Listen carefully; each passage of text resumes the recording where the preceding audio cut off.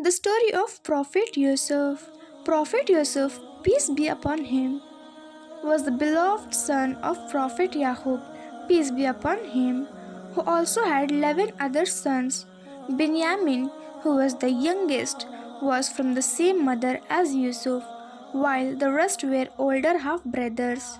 When Prophet Yusuf was a young boy, he woke up one morning, stunned by a mysterious dream he just had.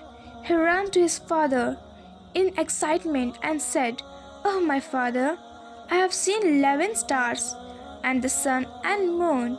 I saw them prostrating to me." Prophet Yaqub was overjoyed in realization that his dear son Yusuf was indeed the chosen one by Allah to the prophethood. However, Yaqub was concerned about his old son's possible reaction to his dream. For even though he treated them the same, he knew they all secretly had jealousy towards the younger brother Yusuf.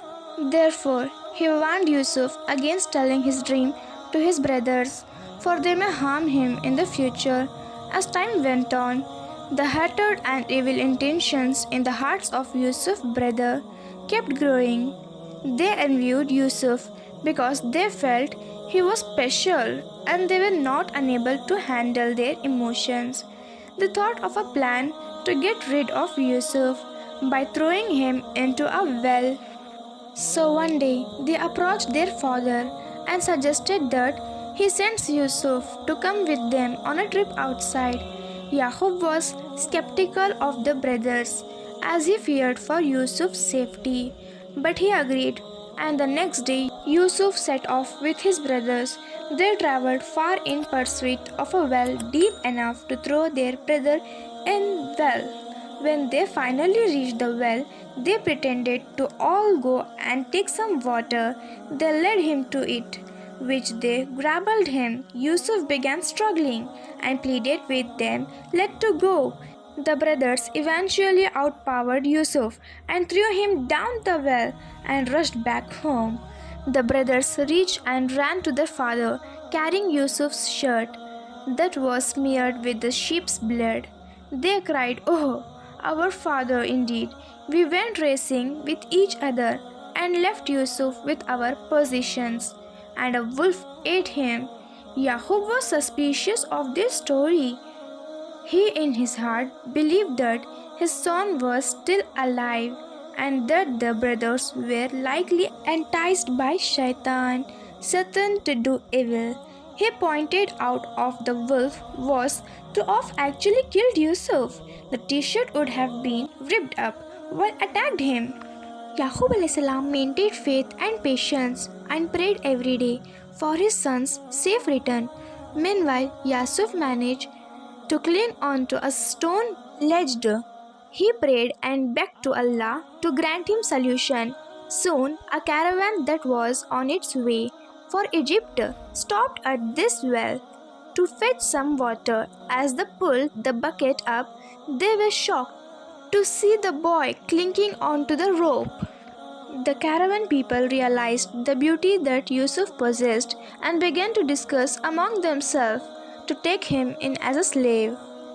Immediately, they shackled Yusuf and took him along to Egypt.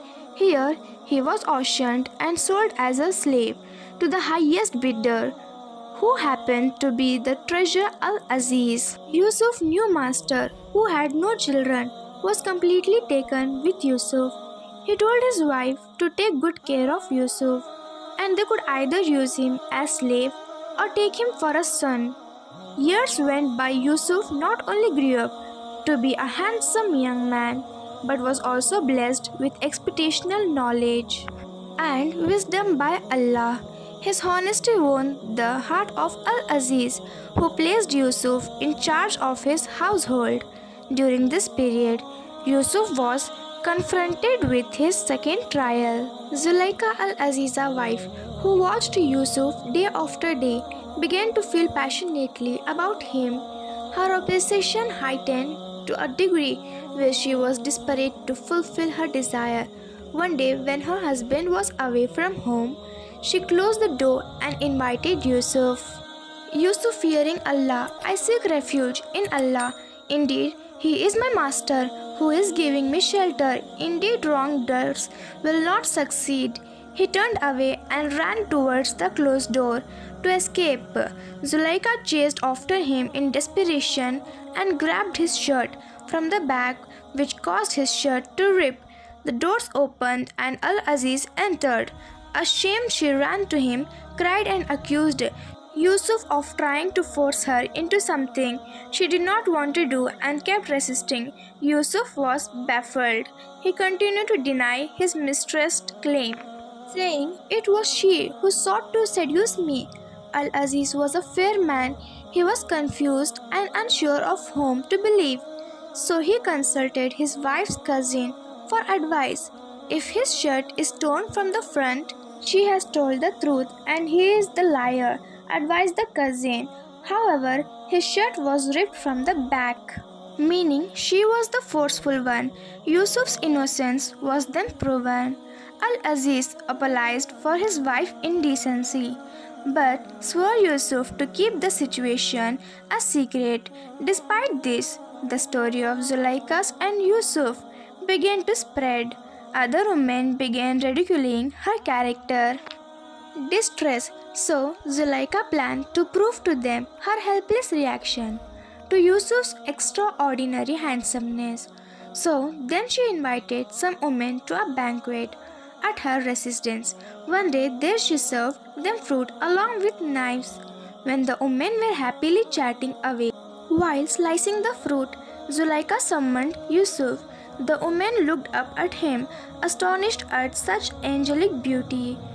They cut their hands without realizing they had. Zulekha seized the moment to announce that this was the man for whom she was blamed.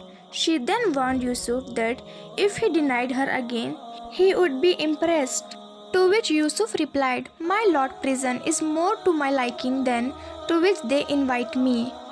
That night Zulekha convinced her husband that the only way to safeguard her honor and his prestige was to imprison Yusuf. Thus, Yusuf was thrown into a jail. During use of time in jail, he was bestowed with the abilities to interpret dreams. Two of Yusuf's cellmates, mesmerized by his piety, asked him to have their dreams explained. One dreamed that he was serving the king wine and the other was carrying bread on his hand, which was two birds were eating up. Yusuf initially called them to Allah, then interpreted two companions of prison as, "For one of you, he will give drunk to his master of wine, but as for the other, he will be crucified, and the birds will eat from his head." And he said to the one whom he knew would go free, "Mention me to the master." However, when he go out, Shaitan made him forget to mention Yusuf to his master, and thus Yusuf remained in prison for several years.